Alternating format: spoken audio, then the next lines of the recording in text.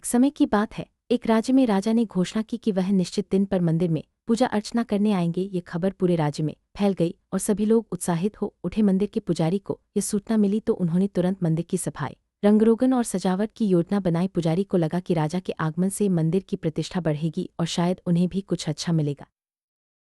पुजारी ने मंदिर को सजाने के लिए रंगरोगन, फूलों की सजावट और सफाई का काम शुरू करवा दिया। इन सब तैयारियों में अच्छा खासा खर्चा हुआ, लेकिन पुजारी ने सोचा कि राजा के आने से सब वसूल हो जाएगा। खर्च के लिए पुजारी ने 6,000 रुपये का कर्ज ले लिया ताकि मंदिर की सुंदरता में कोई कमी न रहे।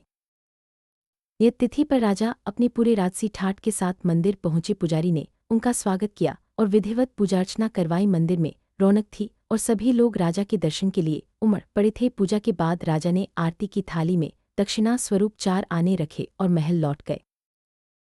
पूजा की थाली में केवल 4 आने देखकर पुजारी का मन टूट गया। उसे उम्मीद थी कि राजा कुछ बढ़ा देंगे जिससे उसका कर्ज उतर जाएगा, लेकिन 4 आने देखकर वह बहुत दुखी हुआ और सोचने लगा कि अब कर्ज कैसे चुकाएगा। उसकी उम्मीदें टूट चुकी थीं। पुजारी ने हार मानने के बजाय एक उपाय सोचा। उसने गांव में ढिंढोरा पिटवाया कि वह राजा की दी हुई वस्तु को नीलाम करेगा। पुजारी ने अपनी मुट्ठी में 4 आने रखे, लेकिन किसी को नहीं दिखाया कि उसमें क्या है। सभी लोग सोचने लगे कि राजा की दी हुई वस्तु जरूर अनमोल होगी। गांव के लोग नीलामी में जुट गए। सबको लगा कि राजा की दी हुई वस्तु बहुत कीमती होगी। नीलामी की बोली 10,000 रुपये से शुरू हुई। लोग एक दूसरे से आगे बढ़कर बोली लगाने लगे। पुजारी की चतुराई काम कर रही थी और भीड़ में उत्सुकता बढ़ती जा रही थी।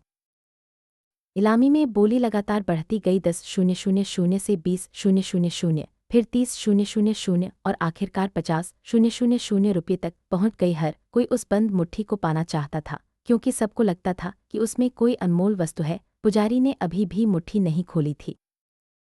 नीलामी की खबर राजा तक पहुंची। उन्हें बताया गया कि पुजारी उनकी दी हुई वस्तु को नीलाम कर रहा है और लोग उस पर बड़ी बड़ी बोली लगा रहे हैं। राजा को अपनी प्रतिष्ठा की चिंता सताने लगी। उन्होंने तुरंत सैनिकों को पुजारी को बुलाने का आदेश दिया। पुजारी राजा के सामने पहुंचा। राजा ने विनम्रता से कहा कि मेरी दी हुई वस्तु को नीलाम मत करो। मैं तुम्हें 50,000 रुपये की बजाय 1,25,00,000 रुपये देता हूँ। राजा ने अपनी इज्जत बचाने के लिए ये बड़ा प्रस्ताव दिया। पुजारी की चतुराई रंग लाई और उसे उम्मीद से कहीं ज्यादा मिल गया। राजा ने पुजारी को 1,25,00,000 रुपये दिए और अपनी प्रतिष्ठा को बचा लिया। पुजारी ने अपने कर्ज को चुकाया और बाकी धन से मंदिर की भलाई के लिए काम किया। उसकी चतुराई और समझदारी ने उसे बड़ी सफलता दिलाई।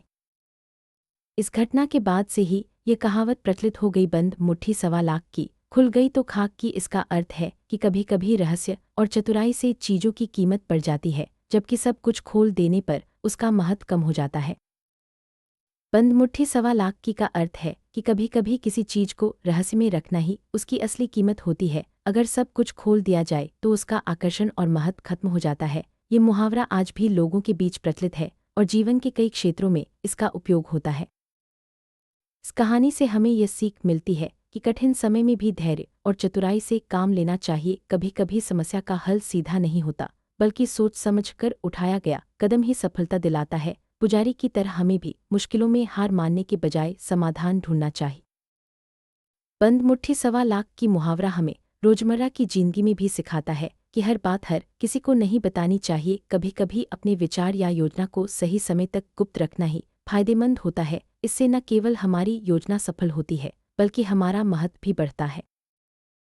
दोस्तों, इस कहानी से हमें यह समझ में आता है कि चतुराई, धैर्य और सही समय पर सही कदम उठाना जीवन में बहुत जरूरी है। बंद मुट्ठी 1,25,00,000 की मुहावरा आज भी प्रासंगिक है और हमें प्रेरणा देता है। आप सभी का दिन शुभ हो।